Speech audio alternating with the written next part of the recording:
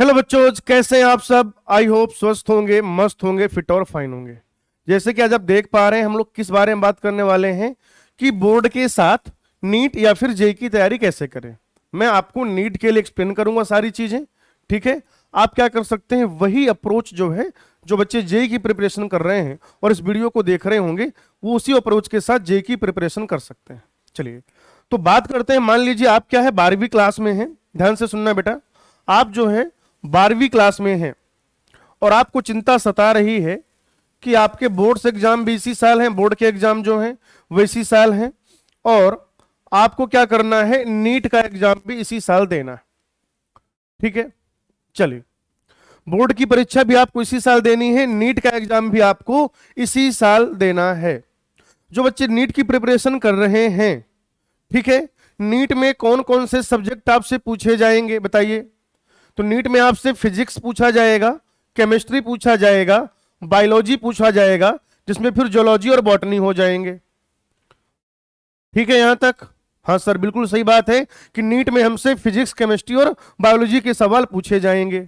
अच्छा, तो क्या ये सारे के सारे जो सब्जेक्ट हैं, आपके ऑप्शनल सब्जेक्ट भी साथ में रहेंगे, लेकिन क्या यही पीसीबी आपसे बोर्ड में पूछे जाएंगे क्या?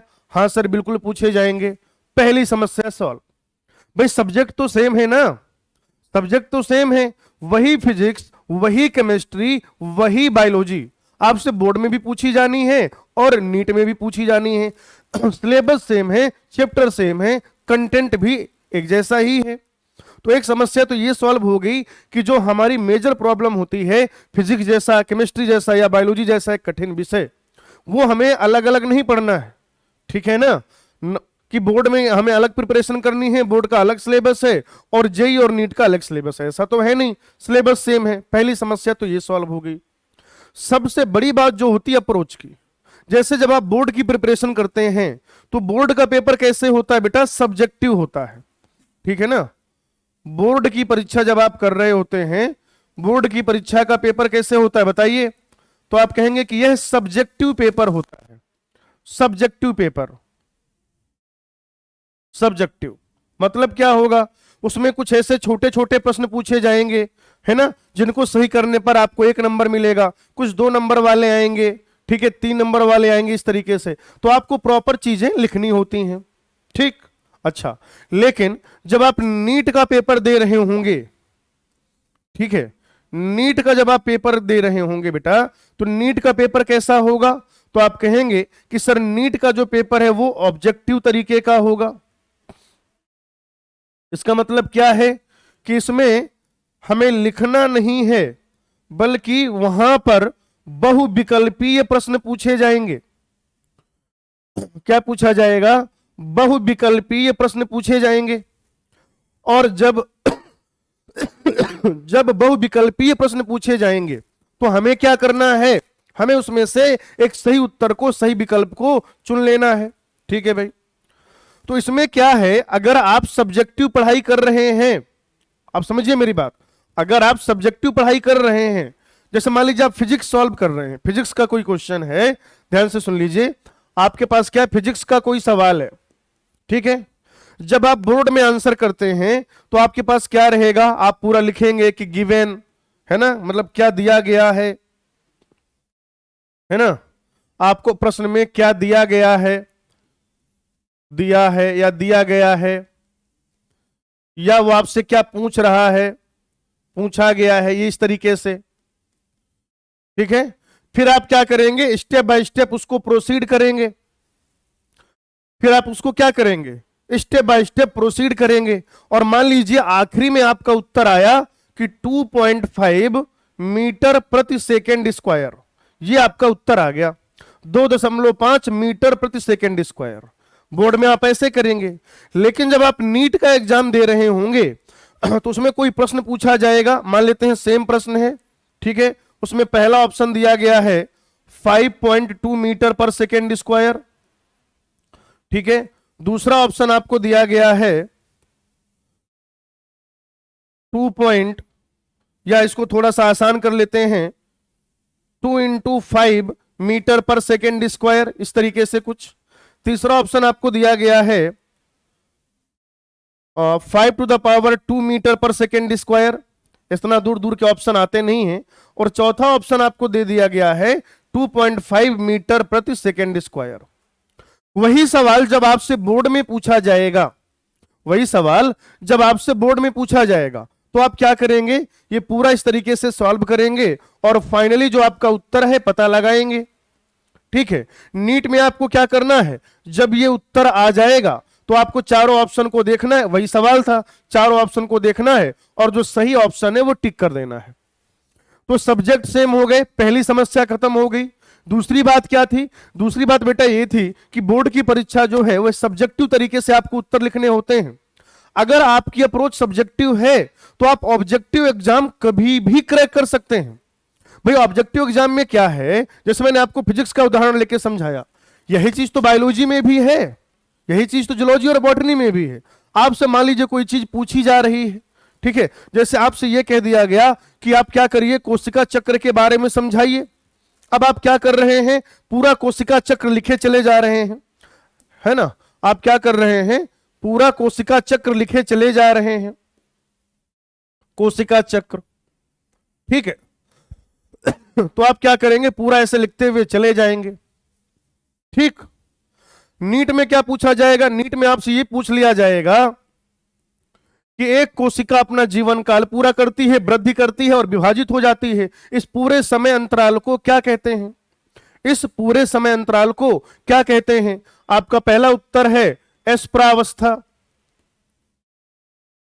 दूसरा उत्तर है सूत्र मतलब दूसरा ऑप्शन है सूत्री विभाजन, तीसरा ऑप्शन है कोशिका चक्र, कोशिका चक्र, और बेटा चौथा ऑप्शन है अर्धसूत्री विभाजन, अर्धसूत्री विभाजन। तो आप क्या उत्तर कर देंगे, कोशिका चक्र।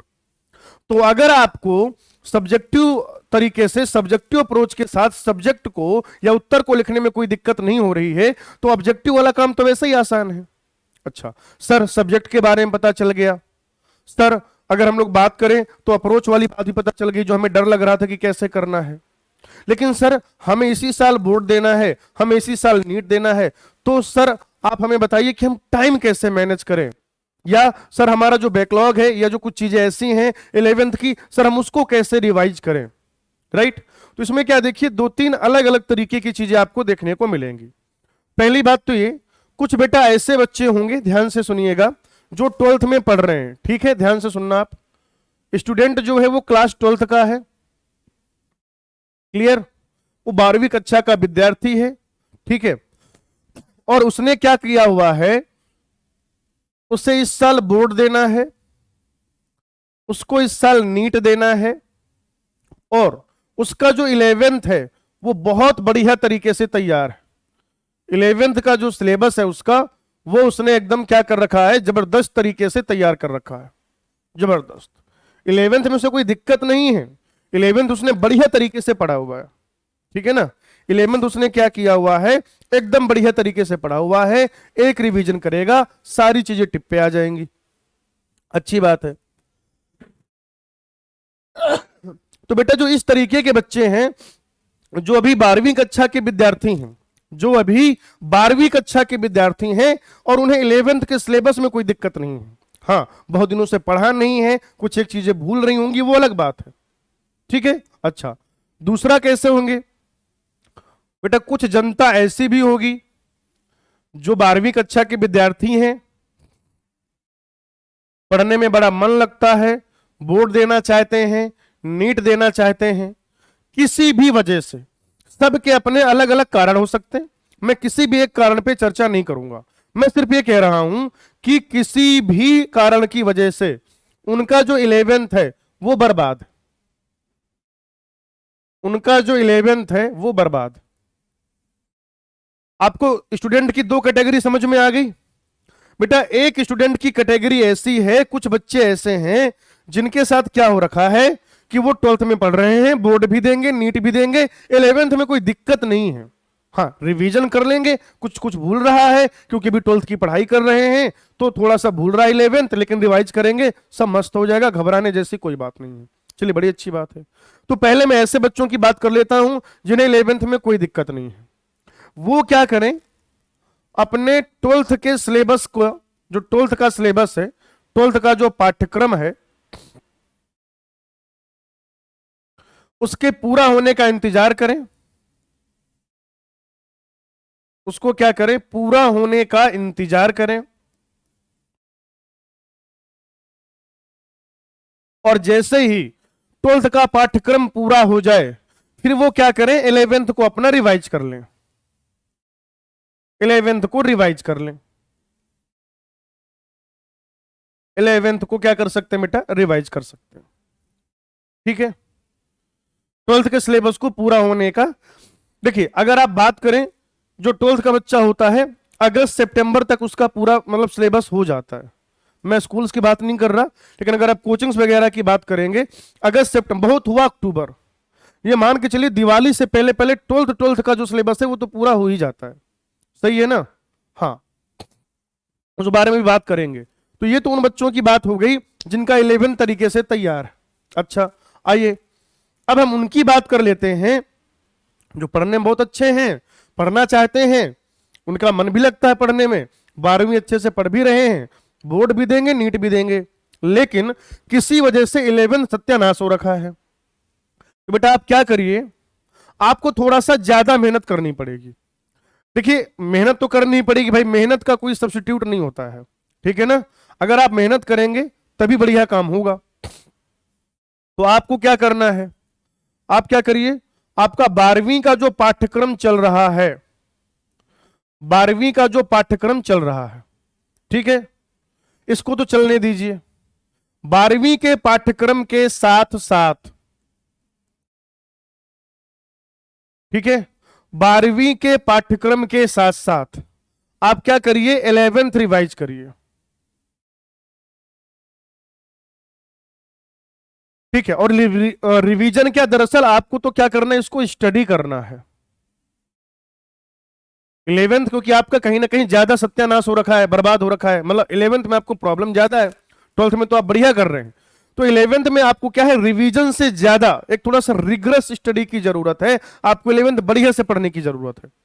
तो आप उसको बाद के लिए छोड़ के मत रखिए, आप उसको अभी से शुरू कर दीजिए पढ़ना। और अभी से पढ़ना कैसे शुरू कर दीजिए, अभी से आप पढ़ना ऐसे शुरू कर दीजिए कि आपके पास जो भी फ्री समय रहता है, आपके पास जो भी फ्री समय रहता है, मुख्यतया कौन से समय पर आप फ्री रहते हैं, शनिवार को कई बार आपकी क्लासेस थोड़ा सा कम होती हैं, और रविवार को। तो मैं अभी से बता रहा हूं आपको, शनिवार रविवार को ही आप काम कर सकते हैं, ठीक है। और जो भी आपको छुट्टियां मिलती हैं, जो भी आपको क्या है बेटा, छुट्टियां मिलती हैं, ठीक है ना, छुट्टियां, उनका आपको क्या करना है, पूर्ण इस्तेमाल करना है। सैटरडे संडे के अलावा, अभी देखिए 15 अगस्त वाले दिन पढ़ाई नहीं होगी आपकी, अगस्त में आएगा, ठीक है, रक्षाबंधन का त्यौहार आएगा, कोई ईद आ जाएगी, ठीक है, उससे पहले नवरात्रि दशहरा रहेगा, ठीक है, दिवाली की छुट्टियां थोड़ा सा लंबी होती हैं, लगभग 1 हफ्ते के आसपास। तो ये मान के चलिए आपके पास लगभग 20 दिन ऐसे रहेंगे जिसमें आपकी छुट्टी रहेगी, अब से दिवाली तक। सही है ना? अब से दिवाली तक 20 दिन ऐसे रहेंगे जिसमें तो आपकी छुट्टी ही छुट्टी रहेगी, ठीक है। और अगर संडेज वगैरह काउंट कर लें तो कम से कम 30 दिन, मतलब पूरा पूरा 1 महीना ऐसा मिलने वाला है आप आज से दिवाली तक जिसमें आपकी छुट्टियां रहेंगी, ठीक है ना। तो आपको क्या करना है बताइए, आपको यह करना है कि आप उस दिन क्या करें, 11th का पाठ्यक्रम पढ़ें, 11th का पाठ्यक्रम, 11th का पाठ्यक्रम। और ऐसा नहीं करना कि 4 चैप्टर एक साथ पढ़ना है, आप क्या करिए, चैप्टर बाय चैप्टर काम करिए। जैसे मान लीजिए फिजिक्स का एक चैप्टर कोई शुरू किया, एनसीईआरटी को फॉलो कर लो बेटा, सीक्वेंस जो है एनसीईआरटी का फॉलो कर लो, फिजिक्स केमिस्ट्री बायोलॉजी या जैसे भी आपको इधर सीक्वेंस बनाना हो, फिजिक्स का एक चैप्टर हो गया, उसके बाद केमिस्ट्री का एक चैप्टर कर लो, बायोलॉजी का एक चैप्टर कर लो। ये मैं इसलिए कह रहा हूं कि आप एक एक चैप्टर पूरा करके आगे बढ़िए, क्योंकि आपका 12th का तो साथ में चल ही रहा है ना सिलेबस, 12th की आपकी रेगुलर पढ़ाई चल रही है, उसमें आपके 3 या 4 टॉपिक चल रहे होंगे। भाई फिजिक्स वाले सर आपको क्या कर रहे होंगे, फिजिक्स पढ़ा रहे होंगे। केमिस्ट्री के अध्यापक आपको केमिस्ट्री पढ़ा रहे होंगे। बायोलॉजी के अध्यापक आपको बायोलॉजी पढ़ा रहे होंगे। तो उधर तो 2 3 4 चैप्टर आपके खुले ही होंगे। तो इसीलिए इधर रायता मत फैलाइए। इधर आपको बहुत ज्यादा चैप्टर ओपन करने की जरूरत नहीं है। एक कोई चैप्टर ओपन करिए, एक चैप्टर एक सब्जेक्ट का ओपन कर लिया, उसको पूरा करिए। दूसरे सब्जेक्ट का एक चैप्टर करिए, उसके बाद वो पूरा हो जाए तीसरे सब्जेक्ट पर, फिर पहले सब्जेक्ट पे जाइए, फिर उसका एक और चैप्टर। थोड़ा सा संयम बरतना पड़ेगा, थोड़ा सा संयमित होकर काम करना पड़ेगा, थोड़ा सा हमें क्या करना पड़ेगा, व्यवस्थित सिस्टमेटिक होकर काम करना पड़ेगा। लेकिन एक चीज डन है, अगर आप काम कर लेंगे, अगर आपने पूरा, आपके अंदर दृढ़ इच्छा शक्ति है, आपके अंदर जुनून है, आपके अंदर पैशन है, आपके अंदर जज्बा है, आपके अंदर ललक है कि हमें बोर्ड के साथ ही नीट क्रैक करना है, या जो जेई के बच्चे में पहले बता चुका हूं कि इसी अप्रोच के साथ आप जेई की प्रिपरेशन कर सकते हैं। बायोलॉजी की जगह आपको मैथ कर लेना है। आगे बात समझ? हाँ, तो एक एक करके चैप्टर पूरे करते चले जाइए। ठीक है, दिवाली तक काफी सारा सिलेबस आपका पूरा हो जाएगा। ठीक है, अगर कुछ 5-10 चैप्टर रह भी जाते हैं तो जब 12th का सिलेबस पूरा हो जाएगा तब आप कर लेंगे। ठीक, तो ये कैसे करना है ये मैंने आपको बता दिया। पहली चीज हमने देखी सिलेबस की बात, अप्रोच की बात। दूसरा हमने क्या देखा बेटा? दूसरा हमने देखा कि जो बच्चे 12th में हैं बोर्ड नीट दोनों देना है, लेकिन 11th में कोई दिक्कत है नहीं। कुछ ऐसे बच्चे हैं जिनका 11th भी क्या है, थोड़ा सा है ना डिस्टर्ब है, परेशान है वो 11th के पाठ्यक्रम को लेकर। वो इस तरीके की जो स्ट्रेटजी है, इस तरीके की जो नीति है, उसके साथ आगे बढ़ सकते हैं। अब तीसरी चीज कि रिवाइज कहां से करें। अगली बात यह है कि सर हम रिवाइज कहां से करें, ये जो रिवीजन है हम कहां से करें। ठीक है, देखो 2 तरीके हैं। जैसे मान लीजिए मैं अगर हिंदी मीडियम के छात्रों की बात करूं तो इस बार का जो यकीन हिंदी बैच, ध्यान से सुनिएगा, इस बार का जो यकीन हिंदी बैच है, सर इसको कौन कौन से बच्चे ले सकते हैं? सर मैं क्लास 12th में पढ़ रहा हूं, क्या मैं यकीन हिंदी ले सकता हूं? बिल्कुल ले सकते हैं बेटा आप। सर मैं ड्रॉपर हूं, मैं यकीन हिंदी ले सकता हूं? बेटा मुख्यतः तो ये आपके लिए ही है।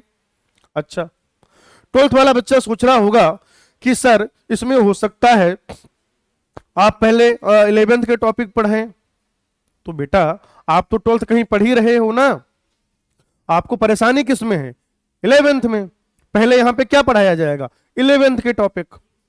तो अगर आप यकीन बैच ज्वाइन करते हैं तो आप यहां से 11th रिवाइज करते हैं। 11th का रिवीजन कहां से करें?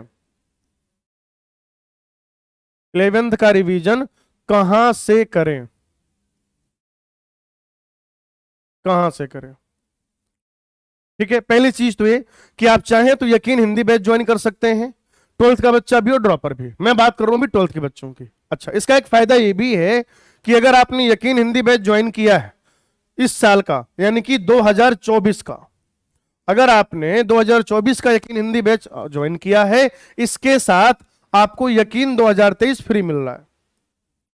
यकीन हिंदी 2023 वाला बैच जो है वो फ्री मिल रहा है।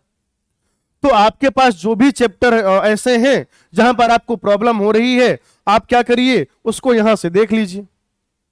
ठीक, कहोगे सर आप तो बिजनेस की बात कर रहे हो। अरे बेटा बिजनेस की बात करना ही होता, अगर बिजनेस की बात ही करनी होती तो हम यहां पर हम क्या कर रहे होते, आपके लिए वीडियो क्यों बना रहे होते? भाई बैच हमने लॉन्च किया, आपने ले लिया, अब आप अपने रास्ते में अपना पढ़ाएं। आप समझ पा रहे हैं मेरी बात? ये पहला ऑप्शन है। ठीक है, हाँ, इसमें आप क्या कर सकते हैं, यकीन के साथ जा सकते हैं। दूसरा बेटा क्या है? दूसरा यह है कि अगर आप हिंदी मीडियम के छात्र हैं और अपना 11th रिवाइज करना चाहते हैं तो आपको YouTube पर आप PW हिंदी मीडियम में जाइए। PW हिंदी मीडियम चैनल पर आपको बहुत सारा कंटेंट ऐसा है जो पूरा का पूरा चैप्टर, मतलब 11th और 12th का पूरे चैप्टर आपको वहां पर free of cost obviously YouTube पे है। तो आप यूट्यूब की सहायता से भी आप क्या कर सकते हैं, अपना जो पुराना पाठ्यक्रम है, जो 11th का पाठ्यक्रम है, वो रिवाइज कर सकते हैं। क्लियर? तो आप या चाहें, अगर आप पेड बैच चाहते हैं, नहीं सर पेड बैच रहता है हमें ज्यादा चीजें, मतलब उसमें क्या है, थोड़ा सा अनुशासन ज्यादा रहता है। इन दोनों में जो मुख्य अंतर है वह सिर्फ अनुशासन का है। मुख्य अंतर किसका है? अनुशासन का। और दूसरा ऑब्वियसली ये ईयर लॉन्ग बैच है, ठीक है ना, ये ईयर लॉन्ग बैच है, थोड़ा सा स्पीड स्लो रहेगी। इसमें क्या है, जो वन शॉट वाले वीडियो हैं, ठीक है ना, उसमें थोड़ा सा हम क्या करते हैं, थोड़ा सा तेज गति से पढ़ा देते हैं ताकि कम समय में आप क्या करें, ज्यादा पढ़ पाए। तो इन दोनों में जो मुख्य अंतर है वो किसका है, मैं ये भी बता दूं आपको। एक तो अनुशासन, भाई जब आप पेड बैच में आते हैं या किसी भी जब इस तरीके के बैच में आते हैं तो उसमें क्या हो जाता है कि टीचर या टीम प्रॉपर वो सिलेबस को इस तरीके से जो करिकुलम है या जो आप कह सकते हैं प्लानर डिजाइन करते हैं, कितने दिन बाद आपका ये टेस्ट होगा, फिर मेजर टेस्ट होगा, तो आपको एक क्या है, डायरेक्शन मिल जाती है। लेकिन अगर आप बहुत ही अनुशासित छात्र हैं तो आपको ये बैच लेने की कोई आवश्यकता नहीं है। आप रिवीजन के लिए क्या कर सकते हैं, हमारे पीडब्ल्यू हिंदी मीडियम चैनल पे जाइए, बहुत सारा क्या, पूरा का पूरा सिलेबस वहां पर आपको फ्री में मिल जाएगा, आप वहां से रिवाइज कर सकते हैं, ठीक है ना। प्रॉपर हर चैप्टर का वन शॉट वीडियो वहां पर है, आप जाइए। बहुत धुआंधार सीरीज हमने चलाई थी, बहुत अच्छा रिस्पांस था बच्चों का, बहुत ज्यादा मजा आया उन्हें। नीट का पूरा पेपर इस वन शॉट सीरीज से था। तो आपकी बोर्ड की भी प्रिपरेशन हो जाएगी और साथ ही साथ क्या हो जाएगा, तो हम कहेंगे कि आपका ये काम कम समय में हो जाएगा, मुफ्त हो जाएगा। आप चाहें तो इसको 1.5x 1.25x थोड़ा सा स्पीड बढ़ा के भी देख सकते हैं। क्लियर। अब इस काम को करने के लिए जैसे आप पढ़ते हैं ना फिजिक्स में या फिजिकल केमिस्ट्री में, सिस्टम और सराउंडिंग, तो थोड़ा सा यहां पर सिस्टम और सराउंडिंग की बात कर लेते हैं कि यहां तक पहुंचने में आपके साथ और कौन कौन है। एक तो आप खुद हैं, ध्यान से सुनिएगा, एक तो आप खुद हैं, क्लियर। जो छात्र है, जो स्टूडेंट है, उसे खुद तो ये काम करना ही है। इसके साथ साथ इसमें और किसका रोल है, तो बच्चों एक तो रोल है इसमें अभिभावक का, यानी कि पेरेंट्स का,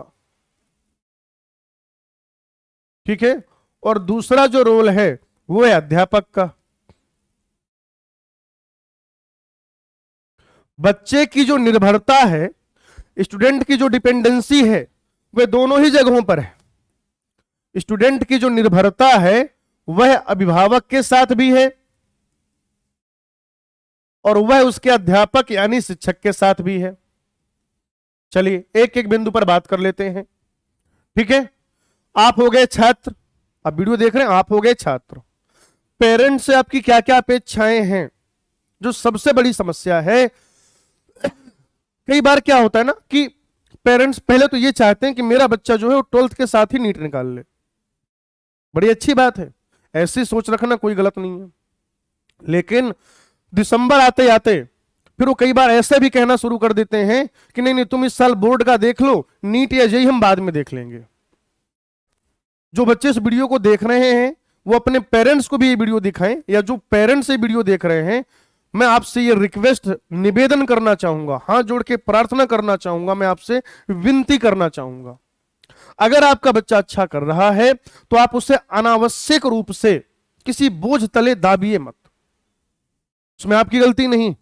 आपने जब ये परीक्षा की तैयारी की होगी वो दौर अलग था, उस समय जो प्रतिस्पर्धा थी, उस समय जो कंपटीशन था, वो आज के जैसा नहीं था। आज तो क्या है, आप देखिए एक गला काट प्रतिस्पर्धा का दौर चल रहा है, राइट। तो इसलिए कई बार ऐसा, आप गलत नहीं है, जो भी पेरेंट्स अभिभावक इसे देख रहे हैं, आप ऐसा मत समझिए कि मैं किसी तरीके का दोष आपके सर पे मर रहा हूं, किसी तरीके का दोषारोपण कर, नहीं। मैं ये बताना चाह रहा हूं क्योंकि हो सकता है आपका व्यवसाय, आपका कार्य इस फील्ड से अलग हो। हम 24/7 इसी काम में जुटे हुए हैं, बच्चों से मिलते हैं, उनकी समस्याएं सुनते हैं, उसका जो फिर क्या है समस्याओं पर विचार करते हैं और उसको फिर उसकी समस्या का समाधान देते हैं। इसलिए मैं पेरेंट्स से एक रिक्वेस्ट करना चाहता हूं, जितना संभव है, जितना ज्यादा संभव है, आप क्या करिए, आपका जो भी बच्चा है आप उसको जो है आप अपने पाल्य को पूरी तरीके से सहयोग दीजिए, सपोर्ट करिए, है ना। हमारी सोसाइटी में एक आम धारणा है कि तुम ऐसा ही कर रहे हो, शर्मा जी के बेटों को देखो, वर्मा जी, नहीं, इस तरीके के सवाल कभी मत करिए अपने बच्चों के साथ, कभी मत करिए। आपका जो बेटा है वो यूनिक है, उसके जैसा पूरी दुनिया में और कोई नहीं है। उसे अनावश्यक रूप से किसी शर्मा जी वर्मा जी के बेटे के साथ उसकी तुलना मत करिए। हो सकता है आज जिस शर्मा जी वर्मा जी के बेटे के साथ आप उसकी तुलना कर रहे हैं, कल को आपका बेटा जो भी आपको थोड़ा सा नालायक किस्म का लग रहा है या उतना अच्छा नहीं लग रहा है पढ़ने पढ़ाने के कार्यक्रम में, हो सकता है कल को वो ज्यादा सफल हो जाए। कल किसी ने नहीं देखा है। और साहब मेहनत कभी नहीं मरती, मेहनत कभी नहीं मरती। मैं हूं चाहे आप हो चाहे कोई और हो, अगर वो पूरी तरीके से परिश्रम करेगा, मेहनत करेगा, निश्चित तौर पर वो क्या होगा, सफल होगा। जो इंसान परिश्रम करने से नहीं घबराता, सफलता उसे अवश्य मिलती है। कई बार जल्दी मिल जाती है, कई बार थोड़ा सा समय लग जाता है, लेकिन मिलती अवश्य है। तो आप जितना संभव है आप क्या करेंगे, पेरेंट्स क्या करेंगे, आप अपने बच्चे को सहयोग करेंगे। अब उस सहयोग कैसा है, आप उसको उत्प्रेरित करिए कि वो क्या करे, ज्यादा से ज्यादा कार्य करे। आप उस पर दबाव मत डालिए, ठीक है ना। आप उसको क्या करिए, जैसे मान लीजिए वो कभी जल्दी सो जाए तो सोने दीजिए उसे। आप उसको वॉच करिए, आप देखिए कि वो बहुत गुमसुम सा तो नहीं रहता। ज्यादा पढ़ने का मतलब ही नहीं कि गुमसुम रहना है, क्योंकि कई बार ऐसा हो जाता है, बच्चे जो हैं अपने पेरेंट्स से प्रॉमिस कर देते हैं कि नहीं पापा मैं तो बहुत अच्छा कर दूंगा, मम्मी आप बिल्कुल परेशान मत हो। लेकिन जो उम्मीदें होती हैं, जो एक्सपेक्टेशन होती हैं, तो कई बार वो उतना फुलफिल नहीं कर पाता। ऐसी अवस्था में वो क्या है, कई बार पेरेंट्स से कटना शुरू कर देता है, अभिभावकों से ज्यादा बातचीत नहीं करता। तो आप उसको ऐसा मत लीजिएगा कि नहीं वो पढ़ ही रहा है, उसके दिमाग में कोई चिंता है, कोई विषाद है जो घर कर रहा है। तो अगर आपका बच्चा आपको कभी भी ऐसा दिखे इस साल के दौरान, तो आप उससे बात करिए, बहुत पॉजिटिवली बात करिए, उसे प्रेरित करिए कि भाई जीवन है, इसमें संघर्ष तो सबको करना पड़ता है, आप अपने हिस्से का संघर्ष करिए, अपने तरीके से करिए, मेहनत करिए, परिणाम की चिंता पहले दिन से मत करिए, एक अच्छा परिणाम मिलेगा। अच्छा, अब मैं बात करूं अध्यापक की। मैं आपका अध्यापक हूं, मैं आपसे बातें कर रहा हूं, ठीक है ना, मैं आपके लिए वीडियो बना रहा हूं, मैं आपको बॉटनी भी पढ़ाऊंगा, मेरे साथ जो मेरे दोस्त हैं वो आपको बाकी के सब्जेक्ट पढ़ाएंगे। तो अध्यापकों का जो रोल है या आपके ये पीडब्ल्यू का जो रोल है, वो तो हम कर ही रहे हैं, हम अपने स्तर से काम कर रहे हैं, आपके पेरेंट्स अपने स्तर पे काम कर रहे हैं। मैंने अभिभावकों की बात कर ली, मैंने अध्यापकों की बात कर ली। भाई हम आपके लिए क्या कर रहे हैं, एक बढ़िया क्वालिटी का जो कंटेंट है वो डिलीवर कर रहे हैं। संपूर्ण भारतवर्ष के जो बहुत ऊर्जावान और जो सर्वश्रेष्ठ शिक्षकों की टीम है, अलग सर ने आपके लिए चुन के वो भेजी हुई है। तो पेरेंट्स भी काम कर रहे हैं और आपके अध्यापक भी काम कर रहे हैं। अब बारी आती है आपकी, तो आपको भी क्या करना है, पूरी मेहनत करनी है बेटा, ठीक है ना, बिना किसी है ना लाग लपेट के, किसी से कोई झूठे क्लेम नहीं करना, झूठे वादे नहीं करना कि नहीं पापा मैं कर लूंगा, नहीं, आपसे जो हो पा रहा है वो करिए और उतना ही बताइए कि पापा मैं कर रहा हूं। इस बार अभी परीक्षा हुई थी, टेस्ट हुआ था, तो मेरे 20 में से 12 नंबर आए थे, लेकिन पापा मैं ज्यादा बड़ी बात नहीं करता, मैं अगले टेस्ट में 15 नंबर ले आऊंगा 20 में से।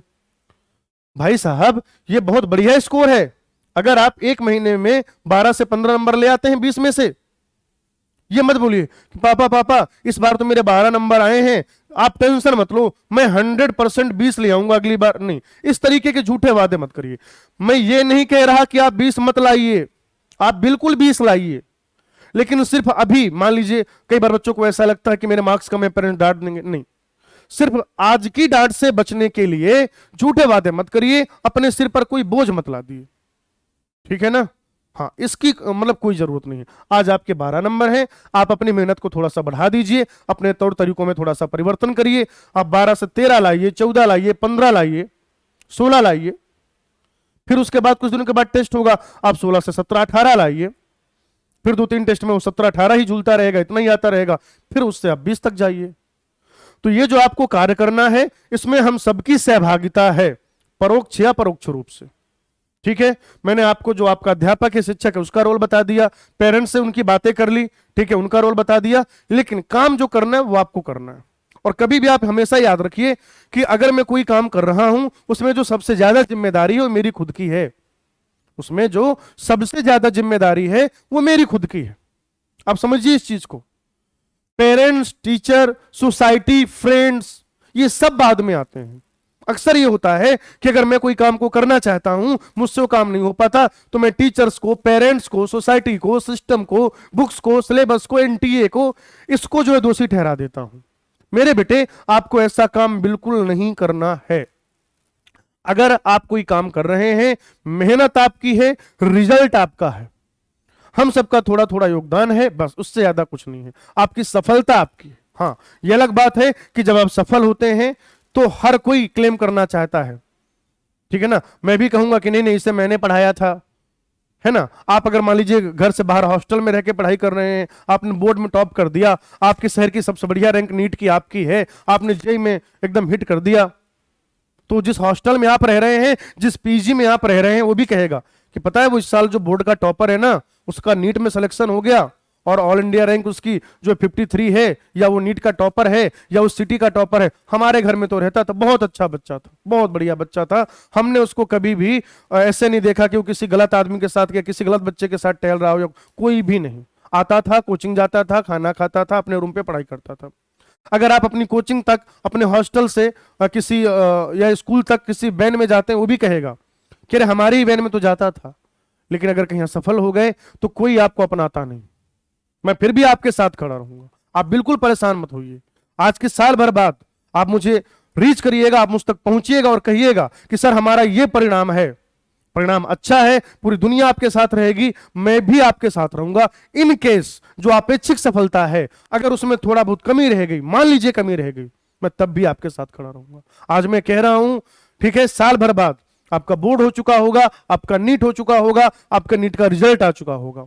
आगे की जो रणनीति होगी हम लोग मिलकर डिसाइड करेंगे कि जीवन में आगे कैसे बढ़ना है, जीवन में सफलता कैसे प्राप्त करनी है, ठीक है। तो बहुत सारे बिंदुओं पर हमने विषयवार क्या किया बेटा, बहुत सारे विषयों पर हमने क्या किया, बिंदुवार चर्चा कर ली। हमने ये डिस्कस कर लिया कि बोर्ड के साथ नीट तक, या जो जेईई के बच्चे इस अप्रोच के साथ, वो जेईई को कैसे क्रैक करें, ठीक है। उसमें जो स्टूडेंट का रोल है, टीचर का रोल है, पेरेंट्स का रोल है, सब्जेक्ट, अप्रोच, टाइमिंग, रिवीजन कहां से करें, कैसे करें, कब करें, कहां करें, सब बता दिया है मैंने। फिर भी अगर आपका कोई सवाल है तो आप हम पे कमेंट कर सकते हैं, मतलब आप हमको कमेंट करके बता सकते हैं, या जिस किसी माध्यम से आप हमसे जुड़े हैं आप क्या करिए, हमको डायरेक्टली बता सकते हैं। मैं उम्मीद करता हूं कि ये जो सेशन है आपके लिए बहुत ज्यादा फायदेमंद साबित हो, और आप जिस तरीके के एग्जाम में जो अपेक्षित सफलता चाहते हैं, निश्चित तौर पर आपको वो सफलता मिले, ठीक है भाई। बाकी हमेशा याद रखिए कि जब तक फोड़ेंगे नहीं तब तक छोड़ेंगे नहीं। थैंक यू, धन्यवाद।